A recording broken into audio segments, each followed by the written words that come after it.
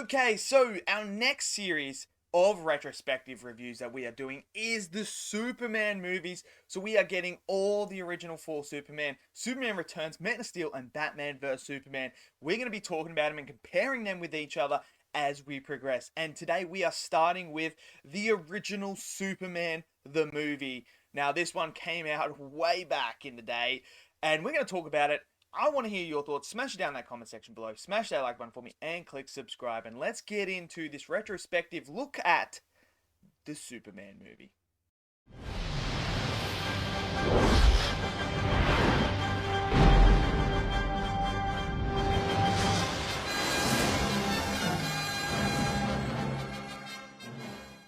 Okay, so Christopher Reeve's Superman the movie. This is the one where we saw Superman on the big screen for the first time.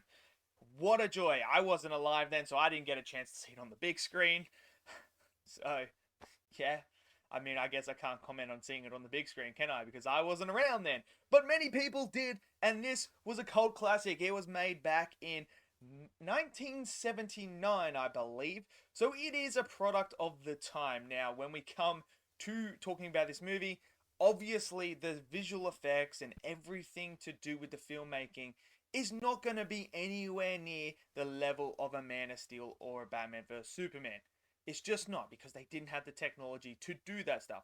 So when we do compare and contrast with those movies, we kind of have to take this for what it is during that time period. And during that time period, this was an absolute revelation. Like, to see a man flying, I remember, and I've heard stories that people who watched this for the first time were in awe of how they created this movie, that they were able to make a man fly. People started to believe, can men really fly? That's what this movie did.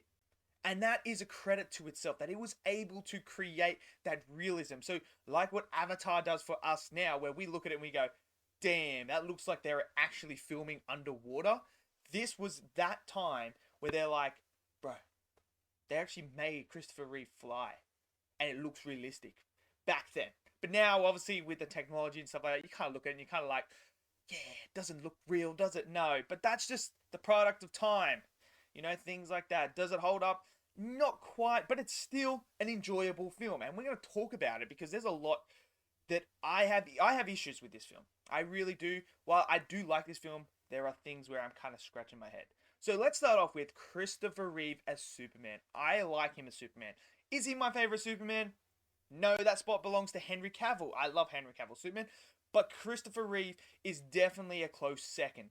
I really like his Superman. I really like him in this movie. I think he plays Clark Kent really well. I really do. I like how he's able to create two personalities.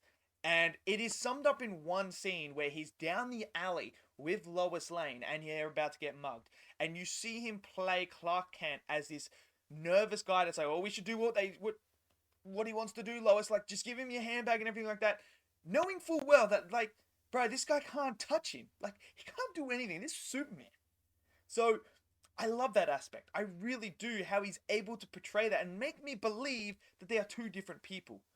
And then when he's Superman, he's got like this front that's like confident, superhero, I'm invincible, I can do whatever I want sort of vibe. And I really like that Christopher Reeve was able to do that. And as for Superman as a character, he does have a decent character arc in here. Obviously, the big thing is Jonathan Kent and that relationship there. Although it's not expounded upon enough for me when it comes to this movie, I would have loved to see a bit more of Jonathan Kent and Clark's relationship. I think Man of Steel did that better. Where I do think Man of Steel actually does a lot better than the Superman the movie is, while the Superman movie itself shows the origin of Superman as a whole sequence, as like its whole like first act is all about that, him growing up and that. I still feel like it was more effective in Man of Steel with the flashbacks. I feel like we got more of a flushed out story with Clark and his relationship with Jonathan Kent. So for me, that particular story thread in Man of Steel worked a lot better. I feel like the pacing of the whole first bit was a bit too much. I feel like there's scenes where you could have cut that out and not like had certain scenes in there.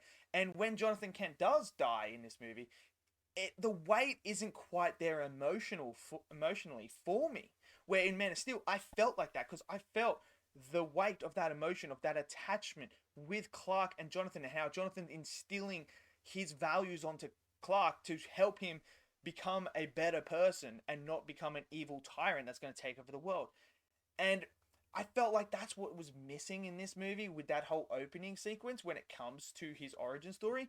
Like, I get why they told the origin story like that. Like, they told it completely from start to finish.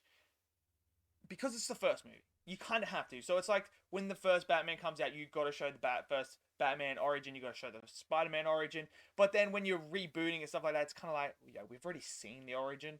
We don't need it. And that's why I think certain ones did it really, really well. Like the Batman movies do it really well now. Spider-Man movies do it really well. And now Man of Steel and that, I think they handled the origin stories better.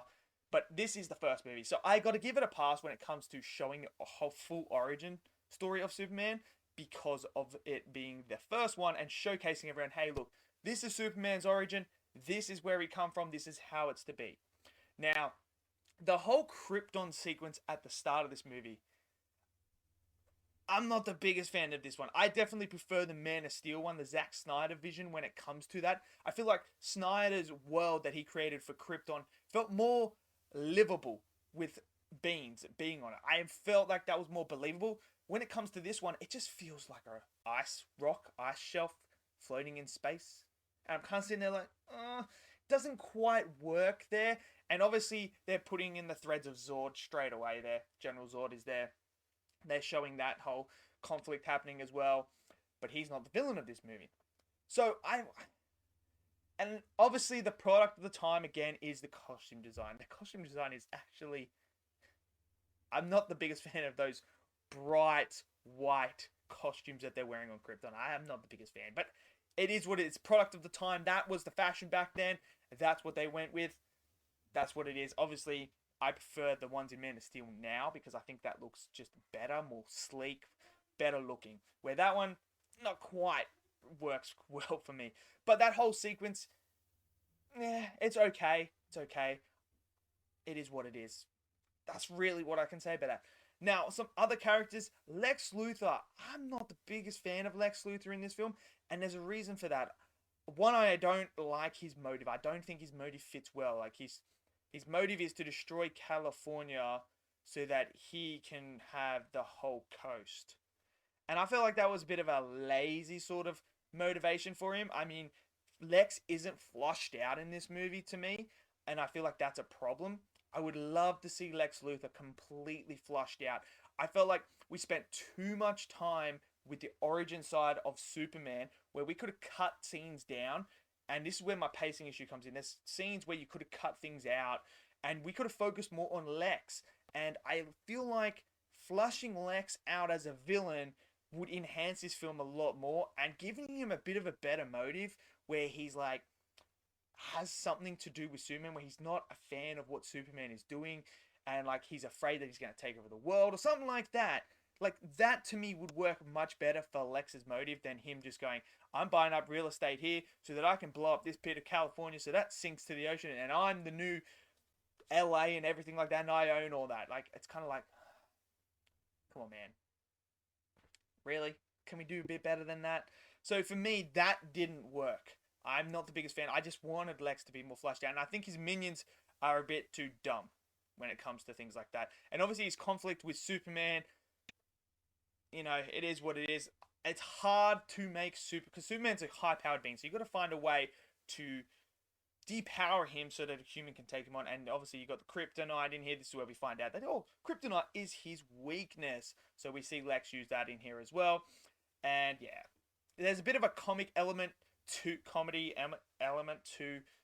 his minions as well. That, I mean, I guess it's hard because it's the product of the time, and I didn't grow up in the late 70s and 80s. I didn't grow up during that period.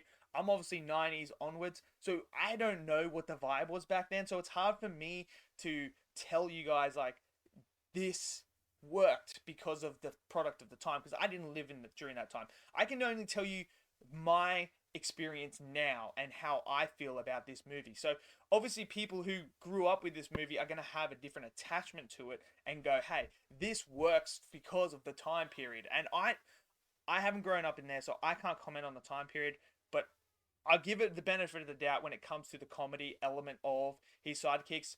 Maybe that's a trope that was back then.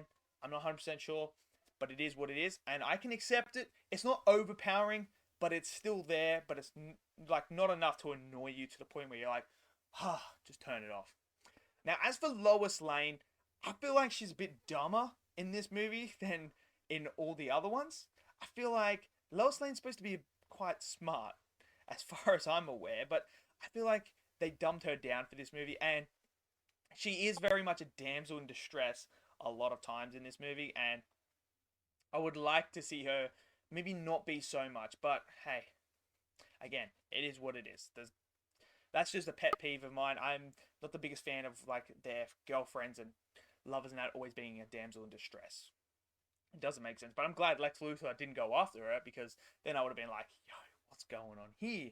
But she does feel a bit dumb. I would have liked her to figure out Clark and Superman were actually the same person, because, I mean, it's pretty obvious. But, I mean, obviously, Christopher Reeve does a great job of disguising the two personalities, so maybe that could be the reason why. Possibly. Now, when it comes to the final climax of the movie, Lois Lane actually dies. And she does. And look, I will give it credit.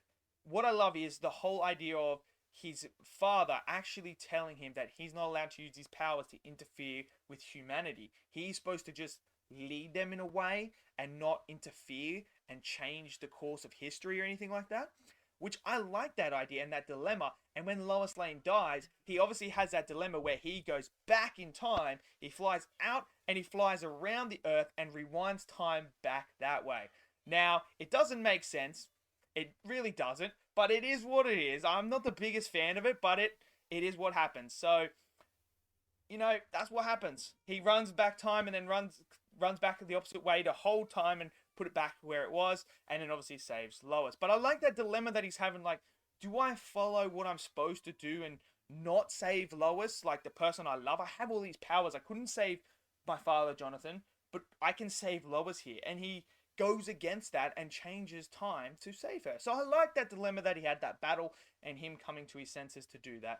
So I like it. Look, overall, this movie, it's fine.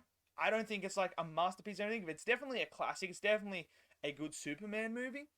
But obviously, it's a product of the time that it was set in. So it's nowhere near Man of Steel for me. I still think Man of Steel is like the goated Superman movie, and when we get to that movie, I'm excited to talk about it because I absolutely adore that film. But this one is good. I do. And I still think Christopher Reeve is a fantastic Superman. Like, he's really, really good. And I think the strongest part about this movie is his performance and his character, Clark Kent and Superman. I think that is the strongest part, and it is a good, solid Superman movie, especially for the product of time. Has it stood the test of time? I mean, with the technology improving as quickly as it is, like when we get movies like Avatar, it kind of leaves these movies in the dust, doesn't it? And it kind of makes you scratch your head and go, well, it's clearly I can see it, but I can still enjoy this movie. So let me know in the comments below, what did you guys think of the movie? Did you love it? Did you hate it? What are your thoughts? Smash that like button, click subscribe, and I'll see you guys next video. Until then, stay safe. Peace out.